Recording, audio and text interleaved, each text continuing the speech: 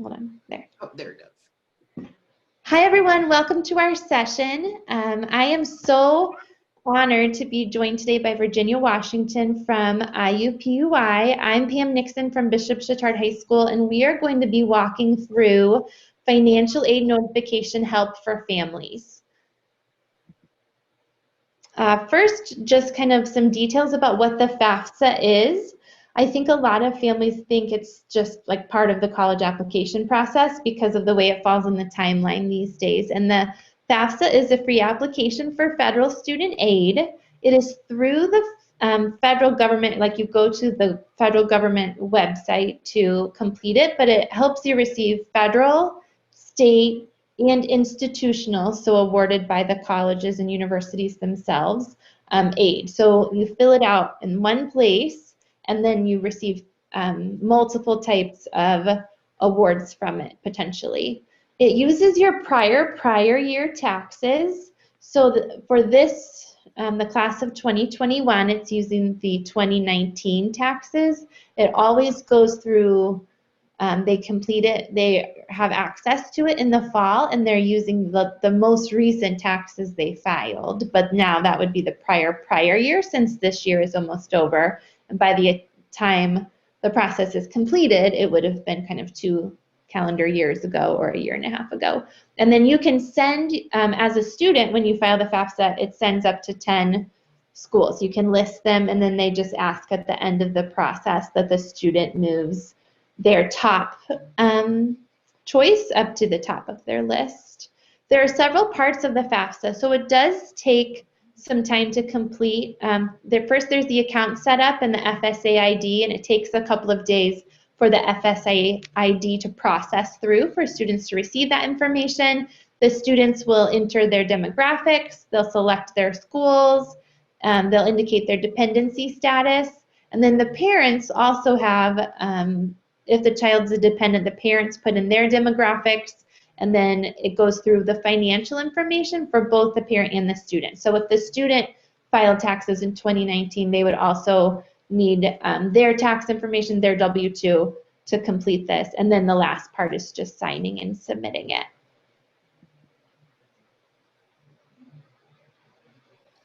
So the free application for federal student financial aid, again, you're going to file it for the academic year, and it comes out every year on October 1st. Again, before the prior year that you want to start school, you're going to complete the free application for federal student aid. For 2021-22, the academic year, beginning October 1, you can pick out the FAFSA, go online. The deadline, there's never a deadline usually for the FAFSA. You can continue to file it all year, but many schools have deadlines. So you'll want to check with the school you're planning to attend to see what their FAFSA filing deadline is. In the state of Indiana, for state financial aid, the application deadline is April 15th. So you will need to meet that deadline, especially if you're a 21st Century Scholars student. You'll want to meet that April 15th deadline. Freshman award letters normally go out from many of the colleges by the mid part of December. So you'll want to make sure that your FAFSA date is in, the college has all the information they need to determine your eligibility by the middle part of December. So you'll have that information already for the 21-22 school year. So you'll have pretty much all summer to think about what your awards are and if it's going to meet your needs at that school.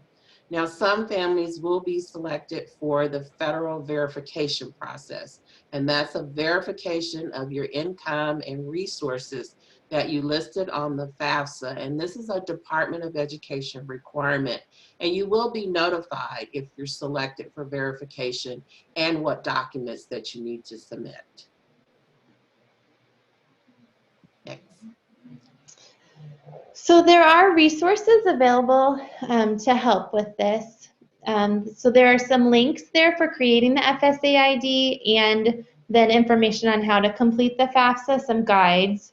It asks for financial information, including information from tax forms and balances of savings and checking accounts.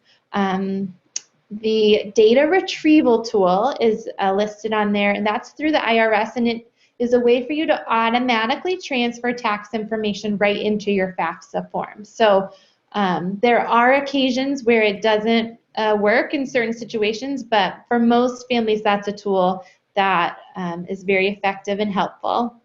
And then the additional help link there at the bottom kind of walks you through how to fill it out.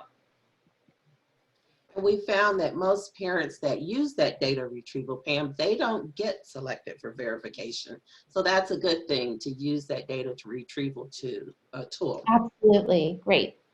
The parents who may not have a Social Security number, they may have a number that they use to file taxes, but it is not a Social Security number. Those parents would be using the 000 format to complete the FAFSA for their students. So parents that may not have a Social Security number can use that 000 format in place of a Social Security number. And then if they need additional information on how to do that, or the university, college that the student is planning to attend, the financial aid office can help them more with that question. So once a student files the FAFSA, then the colleges and universities will send a financial aid notification to students. And that details all the different fees and costs, and then different types of awards, aid, grants, scholarships that would be available to students. As each college sends it, it seems awesome, right? Then they can just get the papers, look at the number on the paper, see which one is the most economical, and move on with their day. But especially if families haven't been through the process before, a lot of the vocabulary that's listed on the financial aid notification is new and can be really confusing. So a lot of these different types of pieces here will show up on there, and it kind of takes a little translation for the families of what some of these things mean. And we will go through these a little bit in our next few slides. So what is the cost of attendance? And of course, the cost of attendance at one school will not be the same cost of attendance at another school. So we can provide estimates or the expected costs when we provide our brochures and pamphlets that we send out to high school students. But when it comes down to the financial aid award letter, those figures will be closer to the exact cost than maybe what you saw in a brochure. So when you get that financial aid award letter, it's going to show you the expected cost for the academic year, for the fall and spring semester. There will be what we call direct costs, and those direct costs are going to be tuition and fees, room and board, and then books and supplies. These are pretty solid estimates of what it's going to cost. And then the indirect costs, and you think indirect, what does it mean to be indirect? Well, transportation, for example. A student may live on campus and have an on-campus budget, and their transportation costs will be very small because we assume that they're going to be on campus and not driving back and forth to campus as a student that lives with parents, or they don't live off campus in an apartment in the community and driving back and forth to campus. In my opinion, anyone living on campus really does not need a car, and they don't need the expense of having a car, and they become the transportation for all the other students when they have a car on campus. So parents, if they don't need that car, let them keep it at home. But if they are living off campus and living with parents, they will need some type of transportation, and we do include a small amount in the budget for transportation expenses. And then personal miscellaneous expenses, those are things that everyone needs. You know, you need to have a coat, you need to have clothing, can't come to campus without clothing, and you need to have, you know, soap, water, deodorant, all of that's a part of the cost of attendance. So this becomes the student's budget, and we talk a lot about budgeting because this is the budget they need to live on between August semester start and the end of the spring, which is May, usually for many of our schools. So that's how we come up with the cost of attendance, or the budget for the academic year. So once we've created the cost of attendance, we're going to set up what we call a calculation. And in that calculation, once we come to the cost of attendance, we're going to use that as our starting figure. So in the example that you see on the screen, these are the same components you saw on the slide before: tuition and fees, housing, books and supplies, transportation, miscellaneous. So in this example, the cost of attendance for the fall and spring is $21,668. Next slide. So then the next piece of the puzzle is finding out what the expected family contribution is for each applicant. So that is the measurement of students and the family's ability to pay the post-secondary educational expenses. And the number that they'll get when they complete the FAFSA is then their EFC. So each college or university, when they are reviewing the student for a financial aid package, they'll see the EFC and be able to kind of distribute information or decisions about the funding then. So that EFC is made up of the government, what in general, kind of the estimate of what it thinks a student would be able to contribute and a parent would be able to contribute. There's usually a moment of panic when someone who hasn't been through the process before sees their EFC, because they think, wait a minute, like I know what my expenses look like now, and I don't know where this money is supposed to come from. So that is something that's good to kind of set students and families up for, to say, okay, there's going to be a little bit of sticker shock and confusion when you first notice the EFC before you kind of break it down further. So the financial need calculation then is the cost of attendance minus the expected family contribution, and that shows the colleges and universities and the families what the financial need is for each individual student as they begin to start their academic year. We definitely aren't expecting a parent to say, oh, my EFC is, let's say, $16,000. Not to write a check and give the student $16,000, but those could be in-kind support things. You know, you're going to continue to provide them a place to live, you're buying food, you're got them insurance. So those things are still considered when we look at the expected family contribution. But when we get to the part of the financial need, that's where the University Financial Aid Office will start to determine how much financial aid a student is eligible for. And the formula that we kind of use is to figure out what portion of the student's package is going to be in gift aid and what portion is going to be in self-help. Most colleges will use some type of split. Some use a different type of formula where they go gift aid, self-help, and then gift aid. It just depends on that particular college or university and their financial aid office as to what funds they have to work with. Because institutions have money, so we award scholarships, admission-based scholarships, scholarships through our university. And then we also get scholarships from the outside where we have donors that actually give money. So we look at a packet as being split pretty much in 4 categories. So you can have scholarships and grants, and that's free money. That's money that the student would not have to repay. Those scholarships sometimes come with a requirement. You must take so many credit hours. You must do this. You must do this to keep the scholarship. So usually grade point average is a reason to keep those scholarships. Grants, on the other hand, mean more that because of your financial need, you are eligible for this grant. So Pell Grants, for example, based on that family contribution, you are on that chart that says this is the amount of Pell Grant award a student would receive. So that's a student that has shown need for that award. So there are some other grants that are offered also called the Federal Student Aid Equal Opportunity Grant, which we just use SEOG, Supplemental Opportunity Grant. And so those grants help with the Pell Grant, with maybe the 21st Century Scholarship, the Frank O'Bannon Grant Again, free money that the student doesn't have to repay, but may have some criteria to keep or meet the eligibility for those scholarships. On the left-hand side of the circle, we've got loans and work. And of course, I'm not going to talk about loans right now. I'll go to something more pleasant, work, because work is good for a student. It gives them a commitment to, they are investing in their degree, their work, their studies.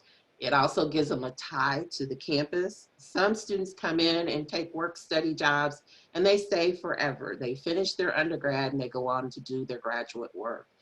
So it gives them a reason, a commitment, and makes them feel like they're having some input and some help to get them through their graduate or undergraduate work. Lastly, loans. Loans are, I loan it to you now, but you pay it back later.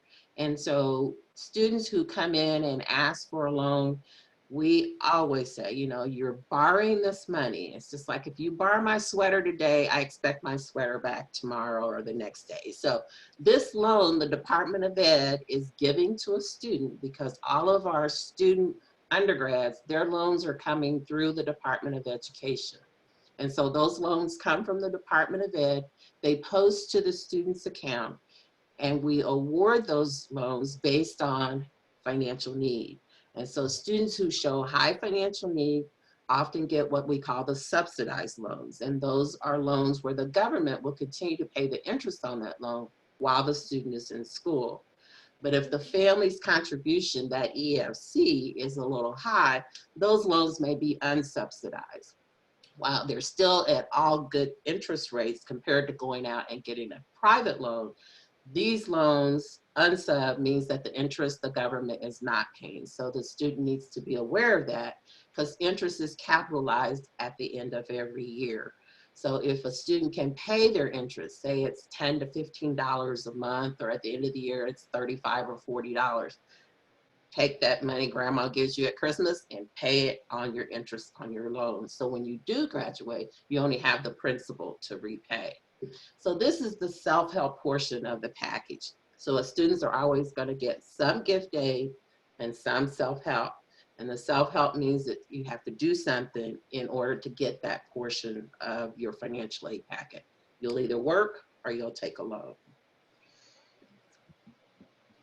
So there are situations where companies may have scholarships available to the children of employees, or companies may have educational benefits for their employees. So as you're working with families and students, it's nice to remind them that that is a possibility. They don't want to move right into the taking out a bunch of different types of loans until they have examined other ways that they may receive funding, and from an employer is one of those. And again, there are private sources out there. Like I said, we have donors that give money all the time. But, you know, as a parent, you may have been in college yourself and you've been a part of an organization, a fraternity, a sorority, or you may be in some type of foundation or organization with your job. Those entities sometimes will set aside money for scholarships, especially like churches and businesses. And they may post just at the local market or in the newspaper. I think some people still get a newspaper or a local newspaper. And they say, you know, we have a scholarship application out there for students that are left-handed or students that want to do this. It's encouraging that there are still agencies out there that will do that. But the students need to start early to find those types of scholarships in their community, where they go, you know, they work, they play, things that they've participated in as youth growing up. I know Girl Scouts and Boy Scouts, Central Newspapers. There's lots of agencies out there. Walmart gives a scholarship. You know, Orville Redenbacher gives a scholarship. So there are good places to search for scholarships. And then there's always usually a deadline, and there's usually a criteria in the application that they need to meet. But sometimes a student may look and say, oh, there's 3 things I have to be able to get this scholarship. You know, I have to write an essay, I have to, you know, do this, and I have to have a GPA of, you know, a 3.0. Well, my GPA is a 2.8. My scholarship application, I can do that. But the essay, man, I'm not a good writer.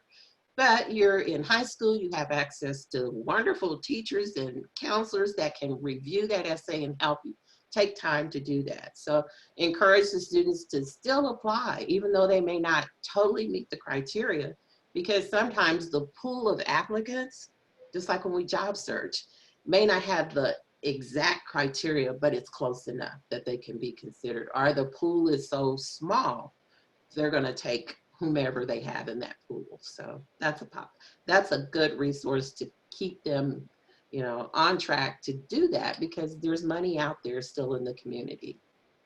Yeah, absolutely. And I do notice too, in both my experience in admissions and in high school counseling, there are some misconceptions among families about, oh, well, we'll be able to just get enough scholarships. You always hear there are so many scholarships out there. We'll be able to get enough to pay for the cost, so we don't need to save as much money. And that is something that I like always try to work with families to say, actually, you're not going to be able to make up the difference always. So you need to really use that as an extra resource, but still plan ahead and work to make a plan to make something a good possibility for your family.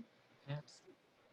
So this is a good example of the award letter that lots of your students are going to receive, and hopefully receive from Indiana University, but I won't go there with that. As far as the financial aid notification, it's always going to tell the student, again, the cost of attendance, what type of financial aid they're going to receive, what expected family contribution we've used to determine that. And then there will always be links within our electronic award letters, and that's how a lot of us are sending award letters these days, to explain, you know, you've received work study, here's how you get your paperwork, here's how you see the jobs, here's your loans, here's how you sign your master promissory note. But it's gonna cover, again, what we used as the calculation for the cost of attendance. It's gonna show your gift aid, your self-help. Then it's also going to show, again, the costs, which are direct costs and indirect costs. And then we'll again show any unmet need. And for this particular example, the family's unmet need is $559. And so that's the portion that they will either have to come up with, or that, you know, the student might have to find, you know, grandma or grandpa to loan them the difference.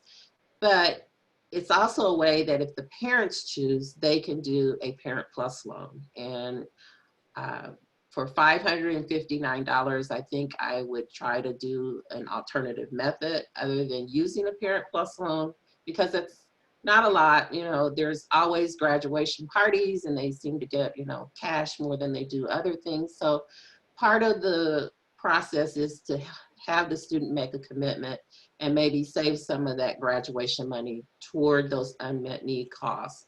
Again, the student does have work study, and at our campus, while the original award is $3,000, since they do have unmet need, we could increase that work study award by additional $559, so they could work and earn that full portion of it. So students, like we mentioned before, students will receive one of those award letters and financial notification from each school to which they apply. So they will then have a chance to really compare what it looks like at each school. And sometimes it's just, the reality is that the number one choice is not always the best financial reality. So they've gone through this process, they've toured campuses, they've researched schools, and then at the end of the day, you break it down with an example like this, and it's not the best investment for them or the best financial reality for their family. So it's a heartbreaking conversation to have with students of, even though this was your plan A, we're now seeing that that's not the one that will set you up for the best financial viability down the line.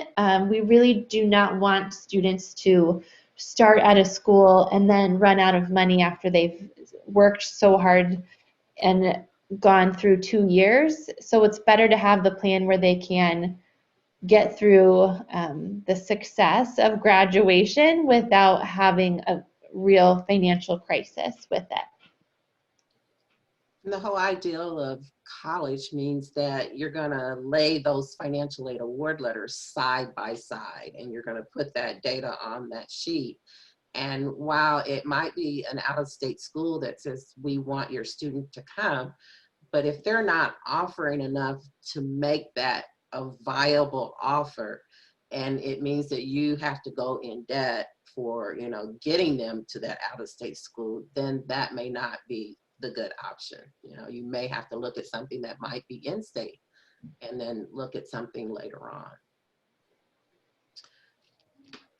Searching for scholarships is really important because you should never pay anyone to search for a scholarship. And I've had families over the last 40 years that I've been in the business that would pay someone and pay big bucks to search for scholarships.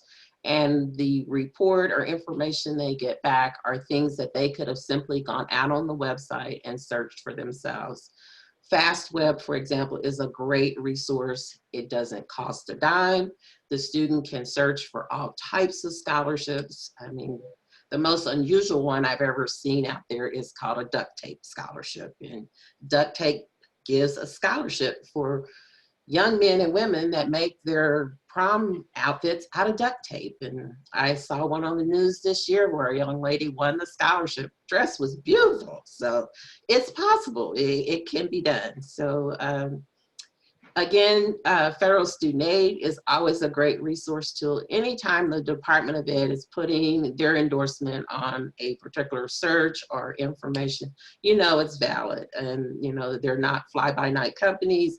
They are actual scholarships that are out there and available for students. And you hear, oh, so many go unused. Well, yes, they do, but there are also some out there that get used every year. And I'm amazed at some of the scholarships that come into our campus for our students. And sometimes they're very hefty scholarships. So students can go through this entire process of searching for scholarships and planning ahead, filing the FAFSA, getting their financial aid notifications, and as we saw in 2020, an entire financial situation can change very quickly. So the FAFSA, as we mentioned, uses the prior year tax information. So if someone filed taxes in 2019 and then the parent and the student lost their employment and their sources of income, they have maybe large medical bills or other types of things that have come their way as a result of COVID-19, it's a scary situation for families to be in. So one tip is that students should contact the financial aid office at each institution to which they're applying. And as I've done different webinars and sessions with different colleges and universities, they all know that we are in totally unprecedented times, and they'll work with families to find a way for while the previous documentation just showed the 2019 situation, they'll work with families to get the special circumstances understood and to find out what really may work for the student to attend the campus. When we talk about the special circumstances, they can be varied.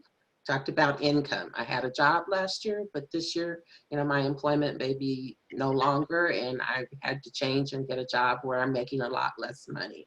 And so we do look at income information that has changed, and we can adjust that expected family contribution based on that special circumstance. I'm no longer working and earning the same amount. So loss of employment. We've had families where, when you file the FAFSA, I was married, but then my spouse passed away. So we need to take one of those incomes out of the calculation, and we're able to do that at the campus level. Medical and dental expenses, probably medical would be the huge one that would happen for this coming year, where, someone may have been ill from COVID and had huge medical bills that have come in since then. And anything that we can adjust to help that family contribution come down is going to benefit the student. Daycare, of course, is one of the things, you know, got other siblings that are in daycare. Mom's now working, dad's working a job, but not making as much. So all of those changes do affect the family contribution. Of course, divorce is another one. Secondary school tuition is not one that my campus particularly adjusts very much. It's just that most of the parents that are getting additional schooling, we don't normally consider the parent as having additional tuition costs. So we don't adjust the family contribution for that. If they have siblings that are in private schools, we will look at those expenses and those costs. So there are ways for families to adjust that EFC when there is a special circumstance involved. And again, you know, you first want to contact the school, make sure you have a plan, documents to support the, you know, the change that you're asking about. And it is an appeal process. So we may ask for additional documentation. You'll need to write an explanation as to what has changed and provide the supporting information. But we definitely will look at special circumstances as we, you know, this year, especially with the pandemic, we are knowing already that there are families that need to have that adjusted. So those forms will be available on our website for families to complete. And it may adjust the cost of attendance, and it may adjust that expected family contribution. We hope that this information has been helpful in just learning kind of the process and the lingo and how to work with students and families when they are going through this process for the first time. It's definitely very overwhelming for students. I think parents have started to really understand that, you know, taking on a lot of debt is bad, but they haven't yet planned ahead enough to make and or had access to finances and income that make it possible to save. And so it's a balancing act of trying to figure out how to navigate this process. So anything that we can do as high school counselors or college admission counselors to really help families feel more comfortable with the process and know how to navigate the resources is really helpful. This last slide has our contact information over on the right, but it also has the IUPUI admissions and financial services links, and then also FAFSA help. So the FAFSA website itself is amazing. I've had students do like the live chat with them to receive help, and it walks you through so many of the different steps. Invest Ed is something that the state of Indiana has partnered with, and they have a great literacy component on their website where it shows preparing for college and how to complete the FAFSA. Their counselors are also very helpful with families doing individual meetings. I just had a parent last week who contacted them just trying, she is not comfortable in navigating this process, especially not in her native language, and they walked her through it and really put her at ease in a different way than I could even, as they were like an outside source. She seemed to have great like trust in what they were providing for her. So there are definitely resources around. I always rely on my amazing colleagues at the financial services and financial aid offices around the state. We are so lucky here to have such great resources for our students and families, and for us as counselors to kind of say, what does this mean? What am I doing? Am I saying this right? So it definitely takes a village to help families with this process sometimes, and especially students who maybe are going through it without family support and some of the same resources as other students. So I'm very grateful not just to all of those offices, but especially today for Jenny for joining me and kind of navigating this process. We are always willing to take questions, even if they don't relate to our regular roles, or to help send other college and high school counselors to resources. So please don't hesitate to contact us if you are kind of stuck in this process. Anything to add, Jenny? No, just that we're here and available when they need us.